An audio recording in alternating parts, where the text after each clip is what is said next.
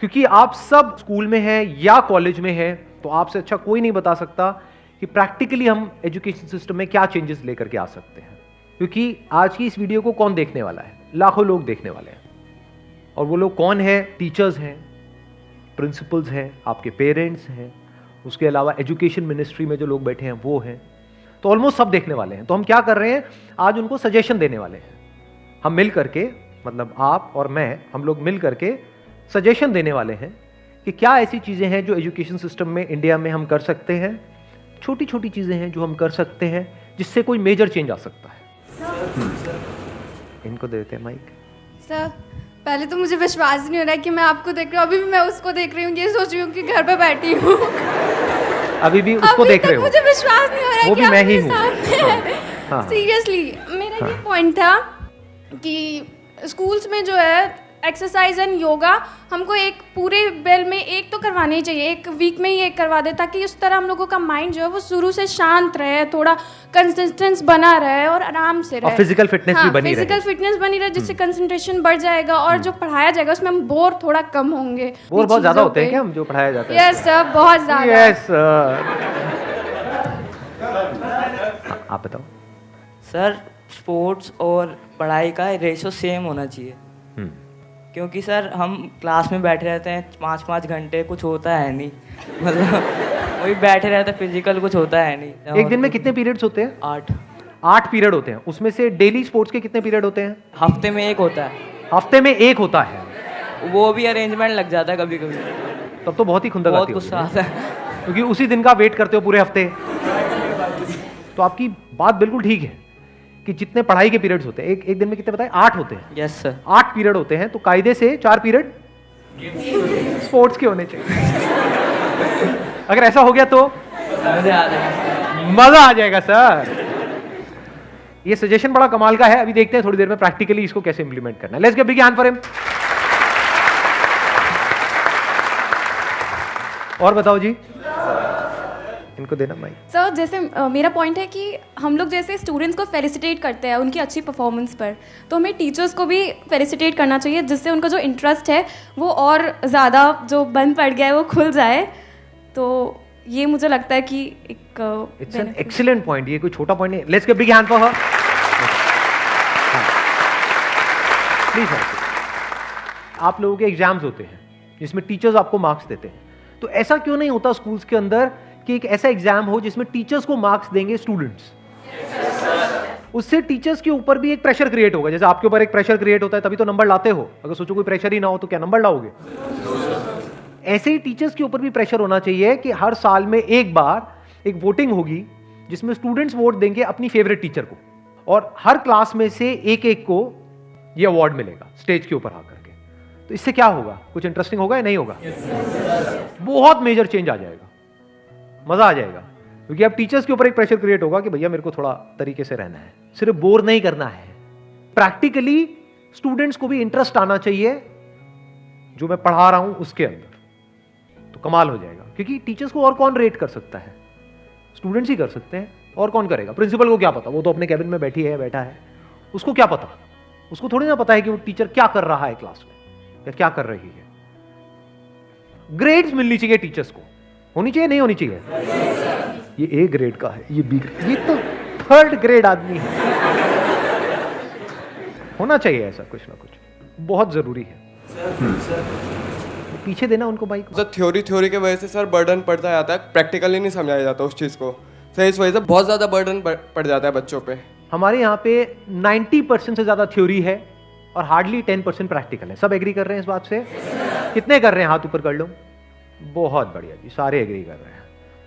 तो इसका रेशियो, अगर हम ये नहीं कहते कि सब कुछ ही प्रैक्टिकल हो जाना चाहिए, बट अगर 50-50 भी हो जाए तो बहुत अच्छा हो जाएगा कि 50% बातें प्रैक्टिकली समझाई जाएं और 50% थियोरेटिकली समझाई जाए। इस पे सब एग्री कर रहे हैं। अच्छा, एक और पॉइंट जिस पे अब देखते हैं कितने एग्री करते हैं कितने नहीं, कि जितने हमारे थ्योरी के पीरियड हो रहे हैं, जितने पढ़ाई के पीरियड हो रहे हैं, उतने ही स्पोर्ट्स के या फिजिकल एक्टिविटी के या आर्ट एंड क्राफ्ट के या म्यूजिक के या डांस के या कुछ भी एक्स्ट्रा करिकुलर एक्टिविटीज के उतने ही पीरियड होने चाहिए। कितने एग्री करते हैं इस बात से? अच्छा, एक पॉइंट और है कि हमारा जो सिलेबस है, जो भी स्कूल का है, कॉलेज का है, वो बहुत सालों से चला आ रहा है और सेम है। उसमें बहुत माइनर अगर चेंजेस हो भी रहे हैं तो बहुत माइनर चेंजेस हो रहे हैं ईयर ऑन ईयर। मैं ये कह सकता हूं जो मैंने पढ़ा और आपने पढ़ा उसमें कोई बहुत मेजर चेंज नहीं है, उसी तरह से पढ़ाया जा रहा है और वो ही पढ़ाया जा रहा है। तो इसका मतलब क्या है कि हमारा जो सिलेबस है उसमें बहुत कुछ ऐसा है जो यूजलेस है, जो किसी काम का नहीं है, यानी आपको लाइफ में आगे जाकर के काम नहीं आने वाला। सब एग्री करते हैं इस बात से? कितने एग्री कर रहे हैं मेरी इस बात से? कितना ऐसा होगा जो यूजलेस है? 80%, 90%, कंजर्वेटिव मान लेते हैं, बुरे से बुरा 50%, जो आगे जाकर के लाइफ में काम ही नहीं आने वाला है। फिर भी हम पढ़ाए चले जा रहे हैं। क्यों? क्योंकि पिछले बहुत सालों से ऐसा ही हो रहा है। तो उसको हमको इमीडिएटली चेंज कर देना चाहिए। और ये कोई बहुत मुश्किल काम नहीं है। अगर आप एक पर्टिकुलर पोजीशन में बैठे हो, मान लो सीबीएसई बोर्ड में हो या अगर एजुकेशन मिनिस्ट्री में हो, तो क्या ये बहुत मुश्किल है इसको इंप्लीमेंट करना? और क्या ये बच्चों के लिए अच्छा होगा या नहीं होगा? सोचो कितना बर्डन कम हो सकता है। कुछ ऐसे सब्जेक्ट्स हैं जिनको पूरी तरह से खत्म किया जा सकता है, जैसे हिस्ट्री। हिस्ट्री मतलब इससे गंदा सब्जेक्ट क्या होगा? वो कब मरा था, वो कब पैदा हुआ, भाई मुझे क्या मतलब है? सब एग्री कर रहे हैं इस बात से या नहीं कर रहे? यस और नो? हाथ ऊपर करो, कितने एग्री कर रहे हो? सारे एग्री कर रहे हैं। तो क्यों रखा हुआ है हमने हिस्ट्री को? क्यों पढ़ा रहे हैं? अगर आज आप मेरे से कुछ भी पूछोगे हिस्ट्री के बारे में कि ये कौन था, वो कौन था, तो मैं गूगल में 1 मिनट में सर्च करके आपको बता दूंगा। 1 मिनट भी क्या, कुछ सेकंड्स में बता दूंगा। तो ऐसे कुछ सब्जेक्ट्स हैं जिनको पूरी तरह से स्क्रैप किया जा सकता है। हाँ, अब यहां पे हो सकता है एक आर्ग्यूमेंट आएगा उनकी तरफ से कि नहीं, इसमें से कुछ चीजें बहुत जरूरी है, क्योंकि कुछ तो पता होना चाहिए, तो उसको कहानियों में कन्वर्ट कर दो और उसकी एग्जाम मत लो। ऐसा भी तो हो सकता है ना। फॉर एग्जाम्पल महात्मा गांधी है, उन्होंने क्या किया वो जानना हम सबके लिए जरूरी है, क्योंकि नोट के ऊपर उनकी फोटो है। तो उनकी कहानी सुनाओ ना, रटवाना क्यों है? ये कोई एग्जाम लेने वाली चीज है नहीं, बट इस तरह से कोई सोच नहीं रहा है। और इस वीडियो के थ्रू हम यही चाहते हैं कि एटलीस्ट सोचें, जो लोग इस पोजीशन में हैं कि उनके लिए इतना आसान है चेंजेस लाना। उन्होंने इंस्ट्रक्शन देना है और स्कूल्स ने फॉलो करना है, स्कूल्स ने और कॉलेजेस ने। तो हमको एक आइडिया मिला कि कुछ सब्जेक्ट्स ऐसे हैं जिसको हम पूरी तरह से हटा सकते हैं, जो यूजलेस है। जैसे एक हमने पकड़ा हिस्ट्री, और ऐसे कौन से सब्जेक्ट्स हैं? संस्कृत को हटा दें? देखो, अब यहां पर भी एक डिबेट आ सकता है कि फॉर एग्जांपल संस्कृत है, कुछ स्कूल्स में फ्रेंच भी पढ़ाई जा रही है, ऑप्शन दिया जाता है। ऑप्शन भी क्या देते हैं? या तो संस्कृत पढ़ लो, या फ्रेंच पढ़ लो, या स्पेनिश पढ़ लो। तो बेसिकली अभी क्या हो रहा है, अगर आप ध्यान से देखोगे, एक बहुत बड़ा फ्लॉ है सिस्टम के अंदर। वो क्या है कि एक तरफ कुआं है, एक तरफ खाई है, कि या तो संस्कृत पढ़ लो या फ्रेंच पढ़ लो। और अगर आप कहते हो मुझे दोनों ही नहीं पढ़ना, ना तो मुझे फ्रांस जाना है, मैं फ्रेंच पढ़ के क्या करूंगा, ना मुझे संस्कृत में किसी से बात करनी है, क्योंकि संस्कृत में जो भी बुक्स लिखी गई है पास्ट में, वो सब हिंदी में कन्वर्ट हो चुकी है, इंग्लिश में हो चुकी है, तो मैं हिंदी में ही पढ़ लूंगा ना इंग्लिश में ही पढ़ लूंगा। जबरदस्ती क्यों पढ़ा रहे हो? तो यहां पे एक आइडिया हो सकता है, जस्ट माय थॉट, या तो इसको स्क्रैप कर दिया जाए तो अगेन बर्डन कम होगा। सोचो, एक तरफ से आप फ्रेंच पढ़ा रहे हो या संस्कृत पढ़ा रहे हो, ऊपर से जाकर के ट्यूशन भी लेनी पड़ रही है उनको, ऊपर से उसका कोई यूज ही नहीं है। अपने माँ बाप को देखा है कभी संस्कृत में एक दूसरे से बात करते हुए? त्वम किम करिष्यामि, अहम खाना बनिष्यामि। देखिए ये हरकतें ना। तो संस्कृत, फ्रेंच, स्पेनिश, ये सब्जेक्ट्स यूज होना ही नहीं है। चलो मान लेते हैं 10% बच्चे ऐसे हैं जो कहते हैं कि भाई नहीं, मेरे को फ्यूचर में फ्रेंच काम आने वाली है या संस्कृत काम आने वाली है। ऑप्शनल कर दो ना, गिव देम एन ऑप्शन, और ऑप्शन ढंग के, कुआं और खाई वाला नहीं कि या तो संस्कृत लो या फ्रेंच लो या स्पोर्ट्स ले लो। क्या लोगे? कितने हैं जो, एक बार देख ही लेते हैं वोटिंग करके, कितने हैं जो संस्कृत लेने वाले हैं, कितने हैं जो फ्रेंच लेने वाले हैं, कितने हैं जो स्पोर्ट्स ऑप्ट करेंगे? सारे। अरे वाह! तो क्या ऐसा ऑप्शन हम कर सकते हैं? नहीं कर सकते हैं। ऑप्शन ढंग के रखो ना, ये कोई बहुत मुश्किल तो नहीं है। और पीछे से इंस्ट्रक्शंस आने हैं, जो भी लोग एजुकेशन मिनिस्ट्री में है उनके इंस्ट्रक्शंस आने हैं, स्कूल्स को फॉलो करना है। इसमें क्या मुश्किल है? और सोचो कितना बर्डन कम हो जाएगा हमारा। फालतू का जहां पर हम रट्टा मार रहे हैं वो कितना कम हो जाएगा। तो ये तो हो गए कुछ सब्जेक्ट्स जिनको हम पूरी तरह से हटा सकते हैं। एनी अदर सब्जेक्ट, कोई और सब्जेक्ट रह गया? इंग्लिश लिटरेचर हटा सकते हैं, लाइक नोवेल्स वगैरह उसके अंदर यूज कर सकते हैं। इंग्लिश सीखनी जरूरी है, बट किस तरह की इंग्लिश सीखनी जरूरी है? क्या रट्टा करने वाली इंग्लिश, या प्रैक्टिकली बोलना आना चाहिए? क्या प्रैक्टिकली बोलना आ रहा है हमको? नहीं आ रहा है, तो फायदा क्या है? पहले इसको डिफाइन करना चाहिए हमारे एजुकेशन सिस्टम को कि हम इंग्लिश सिखा क्यों रहे हैं। इसलिए सिखा रहे हैं क्योंकि आगे जाकर के इंग्लिश में कई जगह ऐसी होती है जहां पे बात करनी ही पड़ेगी। फॉर एग्जांपल कोई इंटरव्यू देना है, तो इंग्लिश ऐसी लैंग्वेज है जो इस ग्लोब में सबसे ज्यादा पॉपुलर है, वर्ल्ड में सबसे ज्यादा पॉपुलर इंग्लिश है। तो इस सब्जेक्ट को हम स्क्रैप नहीं कर सकते, बट हम क्या कर सकते हैं, इसको थ्योरी से प्रैक्टिकल बना दें, या ये कह लो 50% थ्योरी और 50% प्रैक्टिकल।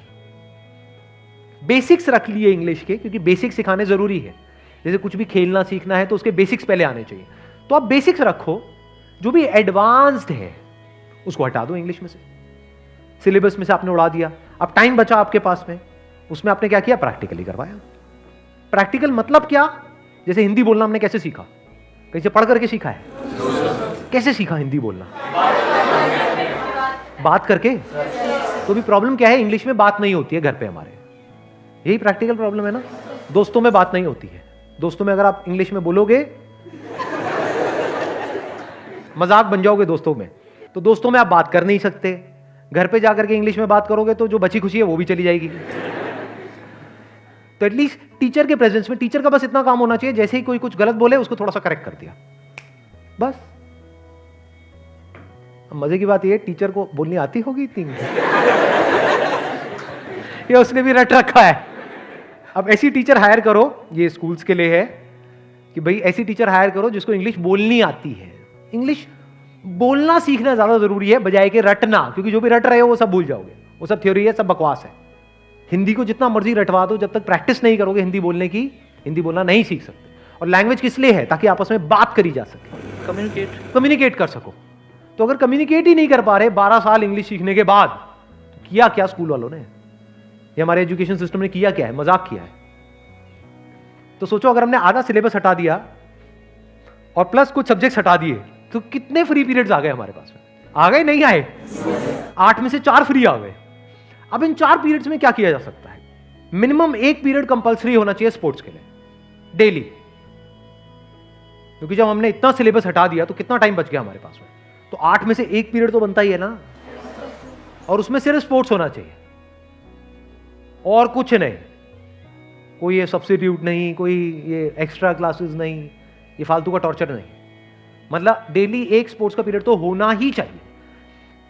आई स्ट्रांगली बिलीव अगर सिर्फ इतना सा ही कर दिया, इतना मेजर चेंज आ जाएगा हमारे एजुकेशन सिस्टम में जिसकी कोई हद नहीं है। बच्चों का मन करने लग जाएगा स्कूल जाने का। करेगा नहीं करेगा? यस और नो?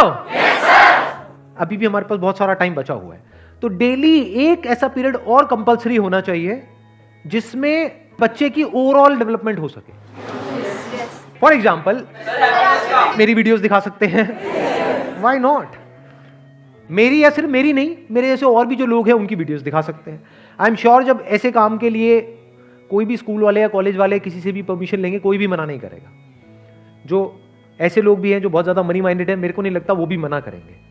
तो आप बहुत अलग अलग तरह की वीडियोस दिखा सकते हो, मतलब डेली 1 वीडियो दिखा सकते हो, और इसमें कोई बहुत मेजर कॉस्ट नहीं है। मजे की बात यह है, प्रोजेक्टर्स बहुत सस्ते हैं, 5-10 हज़ार रुपए का प्रोजेक्टर आ जाता है पूरे स्कूल के लिए। 5-10 हज़ार रुपए क्या होता है? तो आप ये एक्सक्यूज नहीं दे सकते स्कूल वाले कि भाई महंगा है। कुछ भी महंगा नहीं है, एक प्रोजेक्टर रूम बनाना है। तो डेली 1 पीरियड ऐसा हो सकता है जिसमें प्रोजेक्टर के ऊपर कुछ इंटरेस्टिंग दिखाया जाए, जहां से कुछ एक्चुअल में सीखने को मिले, प्लस आगे जाकर के लाइफ में भी वो काम आए वो बातें। तो 1 पीरियड हमारा हो गया स्पोर्ट्स का कंपलसरी, 1 पीरियड हो गया प्रोजेक्टर रूम का कंपलसरी। एक ऐसा सेशन होना चाहिए, क्योंकि हो क्या रहा है, थ्योरी रट रट करके ये सब करके हमारी जो ब्रेन है ना वो डल हो गई है। जितना आप रट्टा मारोगे ना ब्रेन डल हो जाएगी। तब आप तोते तो बन सकते हो लेकिन एक थिंकर नहीं बन सकते, और हमारी कंट्री को थिंकर्स की जरूरत है, प्रॉब्लम सॉल्वर्स हो, ना कि खुद एक प्रॉब्लम हो। तो 1 पीरियड ऐसा होना चाहिए मैंडेटरी, ऊपर से ऑर्डर्स आने चाहिए स्कूल्स के लिए, प्रॉब्लम सॉल्विंग पीरियड बोल सकते हैं उसको, या ब्रेनस्टॉर्मिंग पीरियड बोल सकते हैं। तो क्या किया जा सकता है उस ब्रेनस्टॉर्मिंग पीरियड में कि आपको एक टॉपिक देके छोड़ दिया जाए डेली बेसिस पे, अलग अलग टॉपिक्स, और आप लोग सब मिल करके दिमाग दौड़ाओ। फॉर एग्जाम्पल, सिगरेट पीनी चाहिए या नहीं पीनी चाहिए, आपको बताया ना जाए, आपको सब बोल रहे हैं कि नहीं पीनी चाहिए बट फिर भी पी रहे हैं। स्कूल से ही शुरुआत हो जाती है, उसके बाद जिंदगी भर छूट नहीं पाती है। तो बजाय बोलने के, क्योंकि वो बोल बोल करके देख लिया ना, उसका कोई फायदा नहीं हुआ, तो क्यों ना कुछ ऐसा किया जाए कि जो क्लास है वहां पर एक टॉपिक दे दिया जाए और उनको बोला जाए अब आप ही दिमाग लगाओ अपना, इसके क्या प्लस है क्या माइनस है, और वहां पर पूरी तरह से उनको फ्रीडम दी जाए कि फॉर एग्जाम्पल अगर कोई फॉर में भी बोल रहा है कि हाँ सिगरेट पीनी चाहिए, इसमें क्या बुराई है, वैसे ही इतना पोल्यूशन है हमारी सिटी में, अगर हम सिगरेट नहीं भी पीते तो कहते हैं कि 20 सिगरेट तो वैसे ही कोई बंदा पी जाता है, तो 20 की 21 हो गई तो क्या फर्क पड़ता है। ये भी होना चाहिए, तभी तो माइंड शार्प होगा। देखो इंटेलिजेंस किसको कहते हैं, ये नहीं कि जो आपके अंदर फीड किया गया है बस तोते की तरह उसको बोले चले जा रहे हो। इंटेलिजेंस उसको बोलते हैं कि वो हर एंगल से आप एक सिचुएशन को देख सको और हर एंगल से सोच सको। ब्रेनस्टॉर्मिंग सेशन में और क्या किया जा सकता है, इमेजिनेशन को कैसे बढ़ाना है ना कि खत्म करना है। मतलब उसमें क्या हो सकता है, फॉर एग्जाम्पल आपको बोल करके छोड़ दिया कि कोई भी कहानी कहीं से भी शुरू कर दो, अब उसके आगे से आगे आपको कंटिन्यू करते चले जाना है। मजा भी आएगा क्लास में, हंसी भी आएगी। फॉर एग्जाम्पल 1 मिनट लगेगा, इसको प्रैक्टिकली करके देखते हैं। कोई भी कहानी कहीं से भी शुरू करो, कौन करेगा? सर, एक खाली सड़क पे एक बंदा अकेला जा रहा था। खाली सड़क पे एक बंदा अकेला जा रहा था, उसे 50,000 मिले। उसको 50,000 रुपए मिले, उससे वो भी किसी ने छीन लिए। अरे वो उसी का पापा निकला। Let's give a big hand for everybody sitting here. देखो अभी हमको हार्डली 1 मिनट हुआ है, कुछ सेकंड्स के अंदर अंदर कितना मजा आया। सोचो क्लास में अगर लाइव ये चलता रहे, टीचर को भी मजा आएगा नहीं आएगा? टीचर का भी मूड फ्रेश हो जाएगा। कुछ ऐसा हो जाए कि स्कूल से बंक मारने से बेटर आपको ये लगे कि यार स्कूल ही चलते हैं, कुछ ऐसा हो जाए। यस और नो? तो कब हो सकता है? ऐसे ही हो सकता है जब इस तरह की सोच हो, जो अभी जिस तरह से हम लोग सोच रहे हैं। तो let's hope for the best, क्योंकि हमारा सिर्फ एक ही मोटिव था कि इसको डिस्कस करके इसकी वीडियो बनाई जाए और सही लोगों तक पहुंचाया जाए, और होपफुली वो वीडियो पहुंच चुकी है। तो let's hope for the best. I am sure कोई ना कोई मैसिव चेंज आएगा ही आएगा हमारे सिस्टम के अंदर। चलिए जी, wish you all the very best. Thank you so much for coming.